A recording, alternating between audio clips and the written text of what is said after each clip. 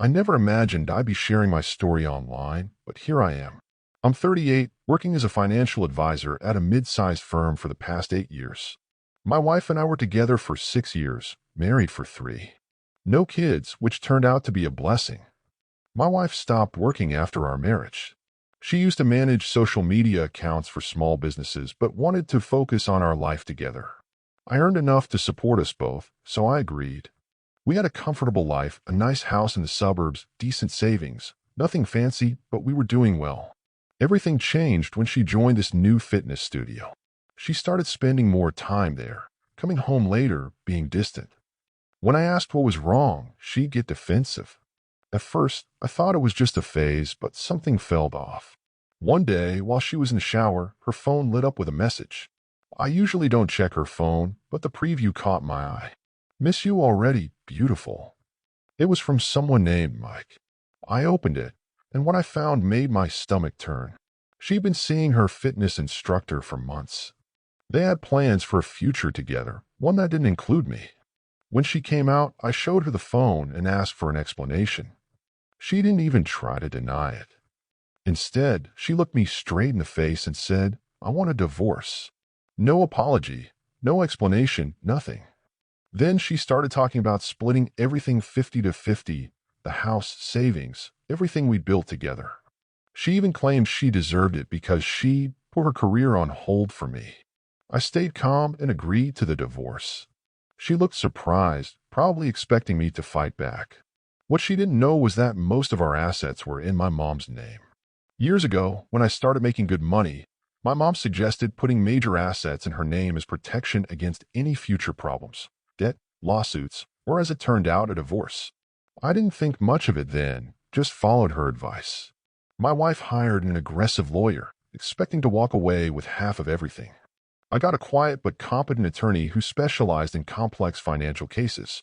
When we disclosed assets, her face dropped. On paper, I didn't own much, just a basic checking account, a car, and some personal items. The house? My mom's. The savings? Also my mom's. She exploded, calling me a liar and cheat. Her lawyer demanded investigations, claiming I was hiding money. But everything was legal and documented. The arrangement with my mom had been in place for years, way before our marriage. My wife started spreading rumors, telling friends I was abusive and controlling with money. She posted on social media about narcissistic partners and financial abuse. Some people believed her, but those who really knew me saw through it. Meanwhile, her relationship with Mike wasn't going as planned. He started pulling back when he realized she wouldn't be getting the big payout she expected. His reputation at the gym also took a hit. Turns out clients don't like trainers who sleep with married clients. I kept documenting everything, her threats, her lies, the affair evidence. Not to humiliate her, but to protect myself. This was just the beginning of what would become an even messier situation. Things got worse when my wife realized she wasn't getting what she expected. She started showing up at my office unannounced. The first time, she acted calm, saying she just wanted to talk. When I refused, she lost it, threatening to ruin my career and reputation. She moved back with her parents after understanding she wouldn't get a big settlement. From what our mutual friends told me, she was having regular fights with her family. Even her parents, who initially supported her, started seeing through her act. Her lawyer tried everything to find hidden money. They wanted my parents' financial records and tried to question my coworkers about under-the-table payments. It was exhausting, but my mom's early planning kept everything secure. We tried mediation twice. Both attempts failed badly. The first one lasted barely 15 minutes. When my lawyer explained that the house belonged to my mom and there weren't huge savings to split, my wife walked out, claiming the mediator was against her. The second try was even worse. She brought a list of demands. She wanted the house, half of non-existent savings, and 5 years of support payments. When we explained again that these weren't possible, she started yelling about sacrificing everything for me. I kept quiet, but it was hard. She cheated, wanted the divorce, and now acted like I ruined her life. My wife started borrowing money from everyone she knew to pay her lawyer. She didn't expect the divorce to take this long. Our mutual friends began avoiding her. They were tired of her constant complaints about how I destroyed her life. I focused on protecting myself and my parents. Every time she made new accusations, I countered with evidence. When they requested documents, I provided them because I had nothing to hide. My lawyer made sure we followed every rule. Her relationship with Mike fell apart completely. He stopped returning her calls when he realized she wouldn't get the money she expected. His client list at the gym shrank. People didn't want to work with someone known for breaking up marriages. My wife tried calling him repeatedly, but he changed his number. Our friends Alex and Sarah told me she was becoming more unstable. She'd spend hours on the phone ranting about me, making up stories about hidden bank accounts and secret properties. Even Sarah, who used to be her closest friend, started distancing herself. My wife's lawyer kept filing motions, hoping to find anything they could use. They wanted to check my work records, my tax returns from before our marriage, even my parents' business dealings. My lawyer handled everything professionally, but I could tell even he was getting tired of their desperate attempts. I documented every interaction with her. Each time she threatened me, showed up at my office, or made false claims online, I saved the evidence. I wasn't trying to get revenge. I just needed to protect myself. The divorce was heading to court, and I knew her accusations would get worse before things got better.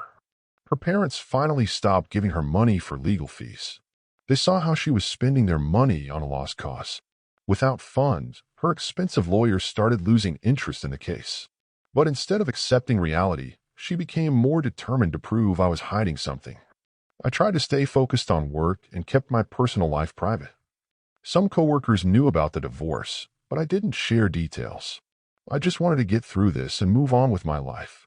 Looking back, I'm grateful for my mom's advice about protecting our assets. Without that, this situation would be much worse. The court day arrived. My wife spoke first, crying about how I tricked her and hid money from her. She talked about giving up her career for our marriage and being left with nothing. The judge listened quietly while she described herself as a victim of my financial manipulation. Everything changed when my lawyer presented evidence of her affair with Mike. The texts, photos, and timeline showed the real story. She tried saying it was just a mistake that had nothing to do with the divorce, but nobody believed her anymore. When I testified, I stayed calm and spoke facts. I explained how my mom owned the house and managed most assets for years before my marriage. I showed proof of my wife's threats and public accusations.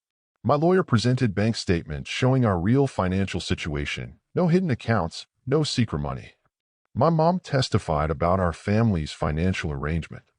She explained how she'd suggested this setup years before I met my wife and showed documents proving her ownership of the house and other assets. My coworker James also testified, confirming my regular salary and shutting down claims about hidden income. The judge ruled in my favor. My wife got nothing except small temporary support payments, barely enough to cover her legal fees. When the judge explained that she had no right to property in my mom's name, she started screaming about unfairness and corruption. Outside the courthouse, she had a complete meltdown. She yelled about appealing the decision, but her lawyer already told her she couldn't afford it. She'd spent all her parents' money on legal fees and lost everything else borrowing from friends. I left quietly, relieved it was over. My phone kept buzzing with supportive messages from friends and family.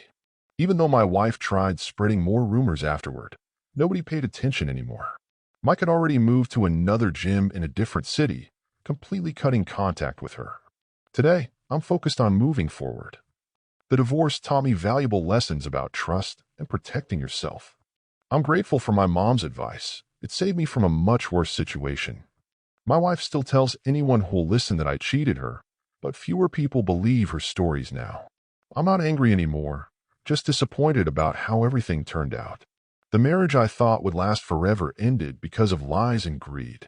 But I'm okay. My job is going well, I have good friends who stuck by me, and I'm ready to start fresh.